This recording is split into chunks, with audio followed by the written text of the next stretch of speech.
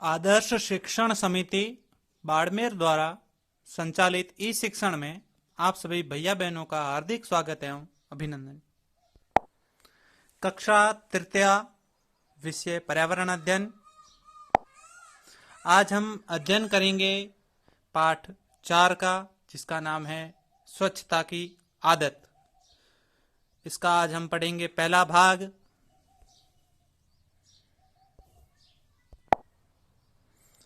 गुरमीत प्रतिदिन सुबह समय पर उठता है।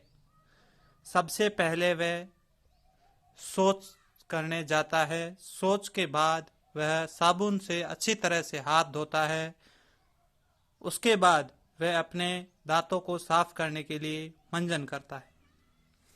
तो गुरमीत एक बच्चा है जो प्रतिदिन सुबह समय पर उठ जाता है। सबसे पहले वह शौच करने के लिए जाता है। शौच करने के बाद में वह हाथ धोता है। हाथ धोने के बाद वह अपने दांत साफ करने के लिए मंजन करता है।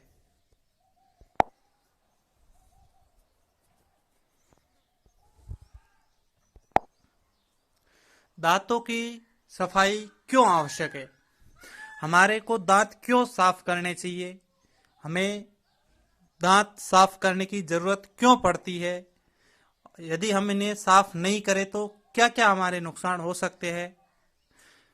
सुबह उठते ही शौच जाना चाहिए। सुबह उठते ही सबसे पहले शौच जाना चाहिए, जिससे हमारे शरीर की गंदगी बाहर निकल जाती है और उससे हमारे शरीर की गंदगी जो होती है वो बाहर निकल जाती है। उसके पश्चात साबुन से हाथ धोने से हाथ पर लगी गंदगी दूर हो जाती है। शौच जाने के पश्चात हमें अच्छे से साबुन से हाथ धोने चाहिए। दांतों की सफाई नीम के दातुन या बुर्श से करनी चाहिए। रात को सोने से पहले भी हमें ब्रश करना चाहिए। दांतों की सफाई हमें नीम से की डाली से, नीम की जो ऊपर की डाली होती है उसका दातुन बना के करनी चाहिए या फिर बुर्श से करनी चाहिए। और रात को सोने से पहले भी हमें एक बार दातुन या बुर्श करना चाहिए। और यदि हम समय पर दांत साफ नहीं करेंगे तो हमारे दांतों के अंदर कीड़े पड़ सकते हैं। रात का पड़ा हुआ खाना जो हमारे दांतों के अंदर फंस के रह जाता है वो मसूड़ों को और दांतों को कमजोर करता है और मुंह के अंदर दुर्गंध आने लगती है। इसीलिए हमेशा उठने के बाद दांत साफ करने चाहिए। गुरमीत रोजाना स्नान करता है। वह ध्यान रखता है कि शरीर के सभी अंग साफ हो जाए। वह बगल, गर्दन, कान के पीछे, जांघों आदि को साफ करता है।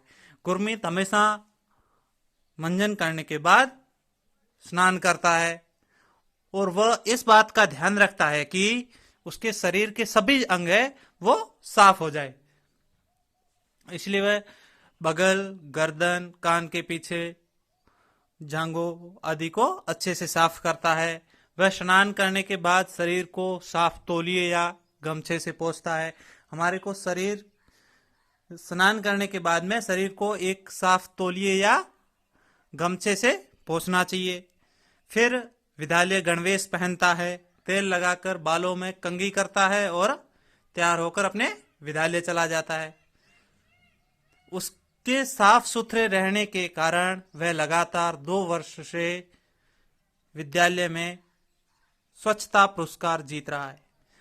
गुरमीत अपनी साफ सफाई के कारण अपने विद्यालय में पिछले 2 वर्षों से पुरस्कार जीत रहा है। चर्चा कीजिए। समय समय पर नाखून काटना क्यों जरूरी है? हम हमेशा हमारे को समय समय पर नाखून क्यों काटना चाहिए? नाखून यदि हम नहीं काटे तो हमारे शरीर पर क्या प्रभाव पड़ेगा और हमें क्या नुकसान हो सकता है? नहाने से हमारे शरीर की सफाई हो जाती है।